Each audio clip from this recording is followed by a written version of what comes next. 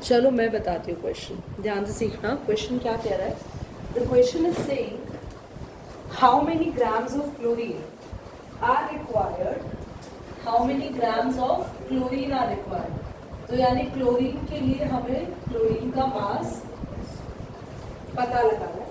कितना क्लोरीन चाहिए होगा कि वो कंप्लीटली रिएक्ट कर जाए 0.40 ग्राम ऑफ हाइड्रोजन के साथ फाइनली, और हमें बताना है HCl भी कितना मिलेगा वो भी बताओ।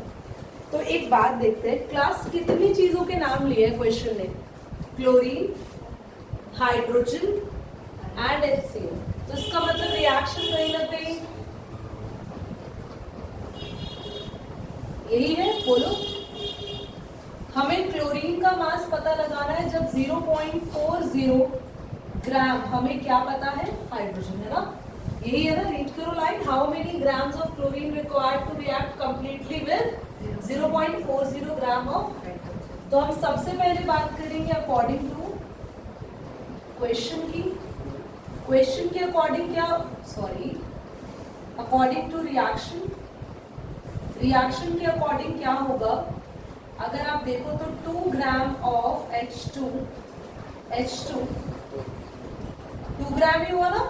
2 ग्राम, एक का तो 1, 2 gram of H2 required.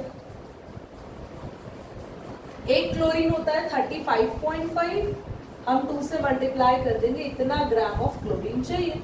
Reaction को देखते हुए पता चल रहा है भैया 2 ग्राम को मल्टीप्लाई करेंगे 70 ग्राम ऑफ क्लोरीन चाहिए, राइट? कितना चाहिए?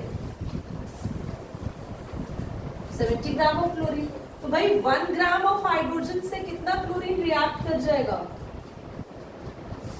और 0.40 ग्राम ऑफ हाइड्रोजन के लिए क्या आपको समझ में आया? कैलकुलेट कर लेंगे। 0.04 है, चेक करना। ठीक है, कोई बात नहीं, आप थोड़ी देर में जगते हैं बेटा, आ रहे तो फिर भी जग गया। अमन आराम से बैठा हुआ है, मुंडी हिला रहा। हाँ हाँ, मुझसे पूछ लिया करो। इधर देखो, साथ ही क्वेश्चन में पूछा है कि HCl भी बताओ भाई कितना बनेगा। तो बच्चों जब आपको पता चल चुका है हाइड्रोजन कितना है 0. और क्लोरीन कितना है अभी निकाल लेंगे, तो दोनों में से किसी भी एक की हेल्प से HCl निकाल लो। वो कैसे? बोर्ड पे देखो सभी, किसी भी एक, क्योंकि भाई रिलेशन में तो किसी दो को ही लेते हैं ना, तो हाइड्रोजन की हेल्प से निकाल लो। 2 ग्राम ऑफ H2, पहले अकॉर्डिंग टू रिएक्शन लिखना। 2 gram of H2, 2 gram of H2 gives, बेटा 2 multiply 1 plus 35.5 gram of HCl। बोलो, है ना? 1 प्लस 35.5, 2 से मल्टीप्लाई लेके दोनों डबल, तो इतना ग्राम ऑफ HCl 2 ग्राम से मिल रहा है। भाई 0.04 ग्राम से कितना मिलेगा? तो पहले 1 का निकालेंगे, इसके लिए क्या कहते हैं? इसको और इसको, और फिर इससे। क्या आपको समझ में आ गया क्वेश्चन? जल्दी से करें, फटाफट नोट। अच्छा, एक क्वेश्चन, ये क्वेश्चन जितना ज़्यादा आपको लग रहा है देखने में थोड़ा सा वियर्ड, मैंने इसको शॉर्टकट में लिख दिया। ये क्वेश्चन उतना ही इजी है समझने में, ध्यान से देखो। सल्फर को बर्न कर रहे हैं, तो कुछ ऐसे ही सल्फर बर्न होगा। हाँ, समझ में आ रहा है? सल्फर का एटॉमिक मास होता है 32 ग्राम।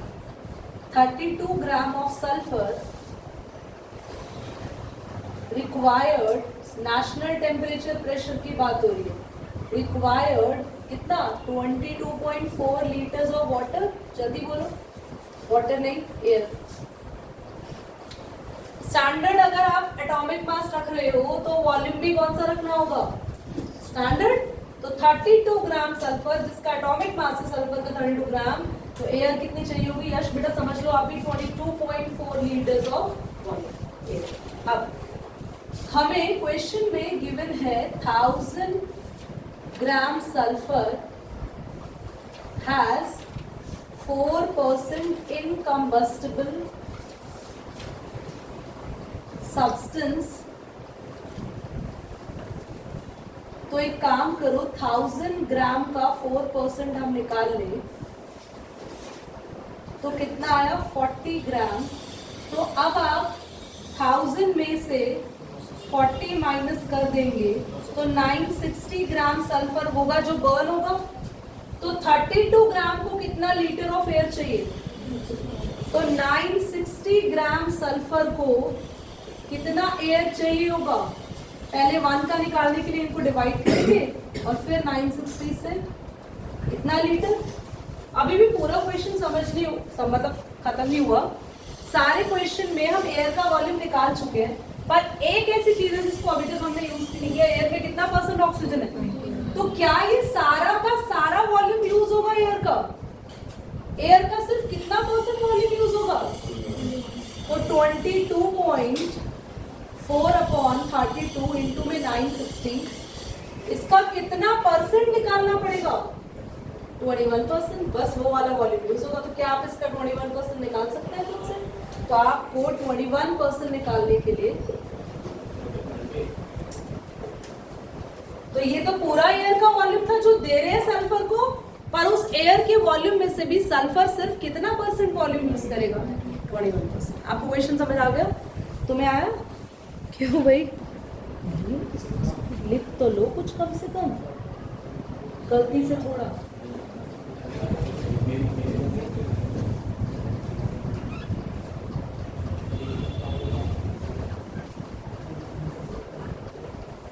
The reactants which are completely consumed when reaction goes on completion। ध्यान से सुनना, इधर देखो, हमारे पास एक रिएक्शन हो रही है, A + B gives C।